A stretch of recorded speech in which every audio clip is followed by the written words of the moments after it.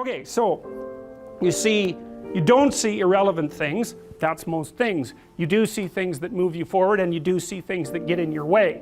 And in the class of things that get in your way are indeterminate occurrences, novel or anomalous occurrences. And almost everything that gets in your way is in some sense a novel occurrence, because you usually structure your behavior so that you don't go anywhere where something wildly anomalous is likely to occur.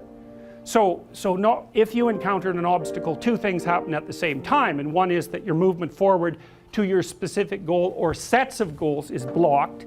But the second thing that happens is you're faced with a mystery, and the mystery is this thing wasn't supposed to exist, but it does exist. So what implication does that have for everything I think? And that's very, very hard on people. They do not like that at all, and no wonder, because it's the constrained chaos that's underneath everything, inhibited by your contextual knowledge, that suddenly popped its head up into your world. It's like the shark in the movie Jaws, which is of course a mythological story. It's exactly that, and it's exactly what that movie signified. A safe vacation paradise, all of a sudden threatened by some subterranean thing that can pull you down and that destroys the peace and the harmony of that particular community. It's a dragon story, it's a hero myth, it's the story that people have been telling forever. And what you can think of that thing that reemerges, that shark that rises up from the depths, or that whale, or that dragon, or that predator, or the foreign invader for that matter, or the barbarian. They all fit into the same category. That's what had been deemed irrelevant suddenly manifesting itself. And when you think about how much is deemed irrelevant, the fact that it suddenly manifests itself, that's exactly the purpose, for the reason for the trauma. It's like, well, I've eradicated from my conceptualizations 99.99% of everything. It's zeroed out, and all of a sudden I've made a mistake. Bang, I don't know where I am. Well, what's relevant when you don't know where you are? And the answer to that is, since you don't know, everything is relevant. And you can imagine the sort of terror that people who experience paranoid schizophrenia are living in perennially, because what happens to them is precisely that. They undergo neurophysiological transformations that makes everything that they once depended on disappear, and everything comes back as relevant. And that puts them in the early stages of schizophrenia. That's extraordinarily stressful neurophysiologically. So they're overwhelmed with cortisol, and their brains deteriorate as a consequence of that. It's just too much. So, and unsurprisingly, right? Because you can hardly deal with anything, let alone with everything. Now, and often what you see, and it's rarely conceptualized this way in the training of clinical therapists, but often what you see when you are dealing with people who are in crisis isn't people who have a mental illness. In fact, in my experience, that's actually quite rare. What's far more common is that the person that you're talking to has become overwhelmed by catastrophe. So their life has fallen apart in some way that makes what they're doing actually impossible. So maybe someone very close to them in their family that they were depending on has developed a very serious illness, and that's thrown their entire financial state into utter chaos. Or maybe they've developed a condition that makes it impossible for them to work. Or, you can imagine the potential range of catastrophes. And they're coming to see you because they're anxious and depressed, but the reason they're anxious and depressed is because everything they have ignored has popped its head back up and is hell-bent on their destruction. And often you see people who are being attacked by 5 or 6 of these monsters at the same time. And it isn't their mental illness that stops them from being able to deal with it, although that, whatever weaknesses you have are going to interfere. It's the fact that what they're facing is no damn joke, and if you were facing it, you'd feel exactly the same way.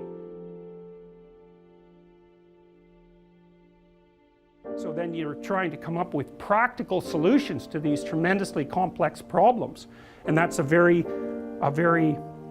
it's extraordinarily difficult, generally speaking. People often don't come to a therapist until they've exhausted their entire range of resources. They cannot figure out what to do.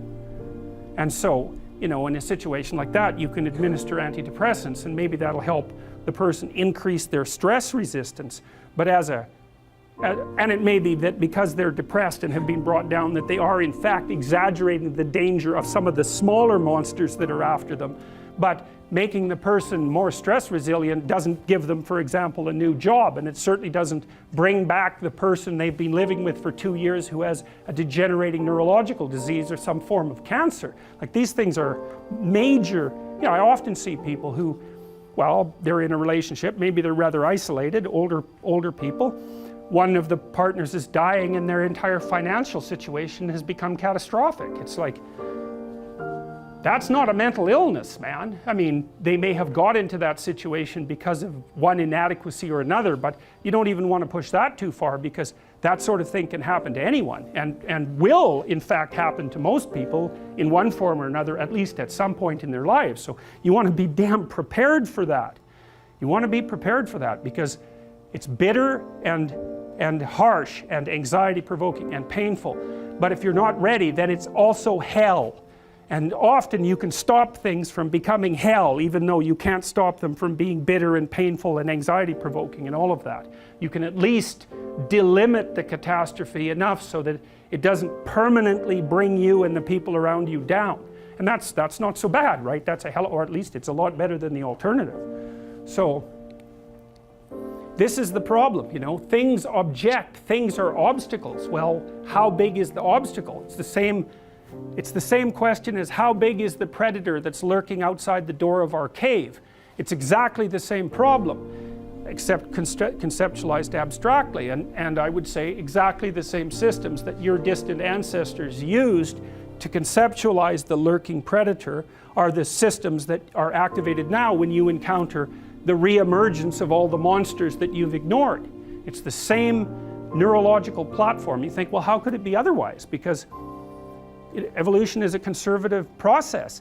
Everything about you is built on ancient foundations, right? Very little new, and certainly very little radically new, comes into existence. It's mostly tinkering with structures that have been around forever, like your body plan, for example. That's unbelievably old. I mean, you share that with lizards, roughly speaking, so it's incredibly ancient.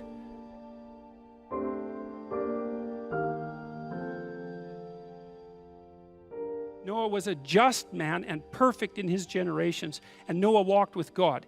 That's an interesting line, because if you remember back in the story of Adam and Eve, what happens to Adam once he eats the fruit of the tree of the knowledge of good and evil and wakes up, the scales fall from his eyes, becomes self-conscious, develops the knowledge of good and evil, is he won't walk with God when God calls him in the garden. And so Noah is Adam without the fall, essentially.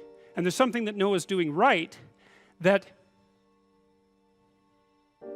motivates God to spare him, or maybe to show him a pathway through the emergent chaos, something like that. And that's worth thinking about a lot, because there will be situations in your life where what you face is the emergent chaos. And maybe that'll be some terrible catastrophe inside your family, or maybe it'll be something that's occurring on a much broader social level. But the chaos is coming. And what you're going to want to know, unless you want to be a denizen of the chaos or even a contributor to it, and perhaps that is what you want, because many people under those circumstances choose that. What you want is to know how you build an ark and get through it. That's what if you're interested in life, if you're interested in proper being, and you're disinclined to produce any more suffering than necessary, then you want to know how to conduct yourself when the catastrophe comes, so that you have a reasonable possibility of moving through it and starting anew. So when this old story says, well, God's not happy and he's going to wipe everything out, it's like, well, you might want to take that seriously. And then when it says, but there's one person who had a mode of being that protected him from that, that's also something you might want to take seriously, because you might want to know what that mode of being is, because you might need to use it. And so these sorts of things are practical in the deepest possible sense. They're real in the deepest possible sense, and practical in the deepest possible sense.